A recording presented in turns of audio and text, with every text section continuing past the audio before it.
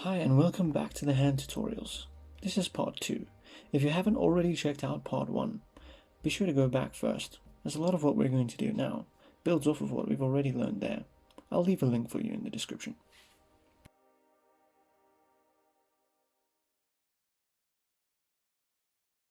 Alright, let's start drawing. We're going to start with a triangle. In the past I used a triangle while drawing poses as a way to represent hands or extremities. It's quick and easy, and it can be used to express many gestures. We'll build off of this. We'll use the basic triangle as the basis to create a fully constructed hand. Each dot represents a joint, and they're still going in an arching motion. Just remember that these red lines are construction lines, and they're mainly for direction and proportion. You don't even have to draw them, since they're for visualization based. Then we use the blue lines for the shapes. You can use a simple box shape to represent the hand after you've drawn a triangle. You should make the front end of the hand slightly curved, where the fingers would protrude from. I like to make the fingers a little bit bent as well, to make them seem natural too, or to break them up into at least 2 segments, each one with a different angle. That makes the fingers look like they are being contracted.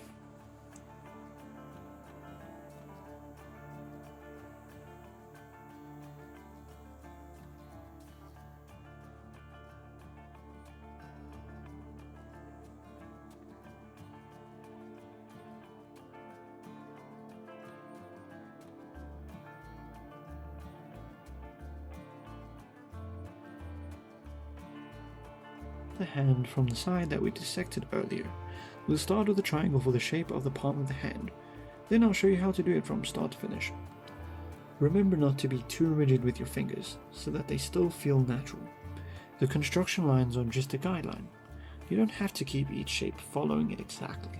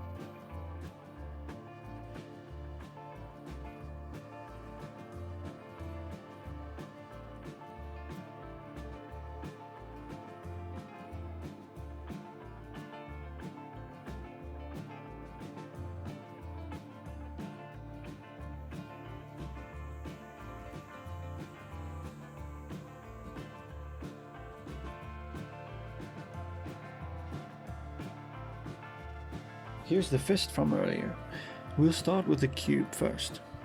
We'll build off of the cube as a primary form, using it to define the overall shape of the fist, the top of the hand, the front and the side.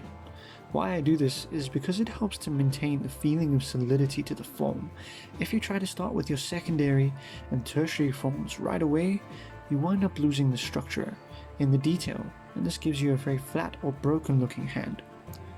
Now we'll begin to dissect it again. You don't have to draw this, but it's just to show you how you see the underlying structure of the hand throughout the 3-dimensional forms.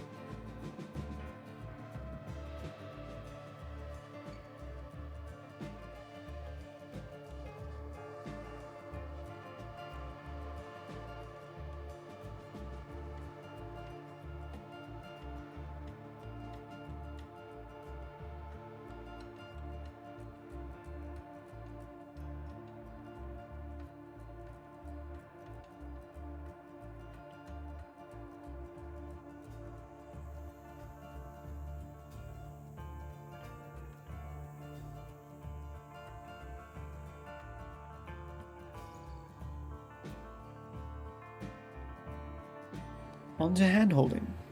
To do this, you start by finding someone who has a hand, and then you grab the hand. Congratulations, you're hand-holding. Seriously. We start with a cube again, and throw in that cylinder shape. Maybe it's a sword, maybe it's a cucumber, but you want to consider the webbing of the fingers. Here I draw the thumb, and draw the webbing, revealing more of our shape. As you build up from simple to complicated, you can progressively break down and add more detail to your hand.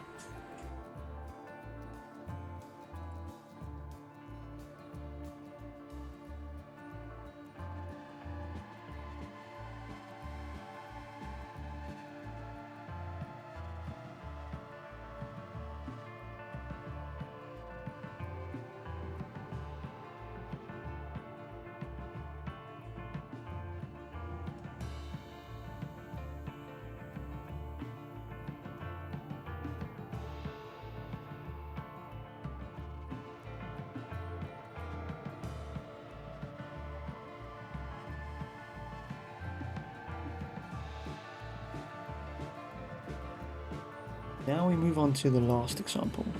We'll draw a hand holding a shape from the front. This time the angle of the cube is different, since we're looking at it from the palm. You can follow along here if you like.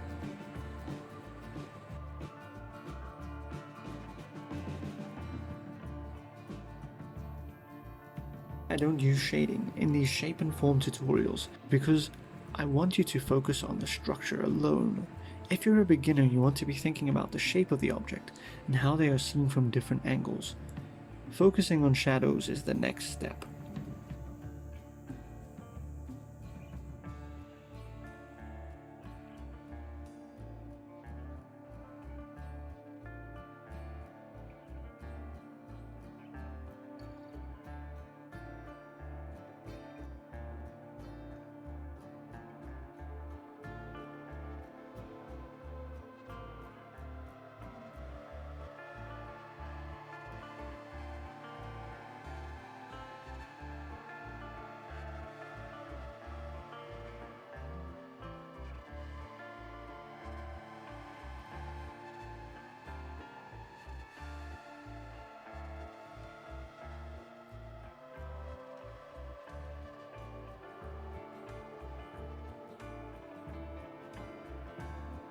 It's important to think about how shapes interact with each other. You should still draw the shape behind, through until it's visible again so that there's still an accurate connection. You can wind up with jagged legs or broken looking fingers if you don't do this, or at least consider it. Always remember to draw through each shape.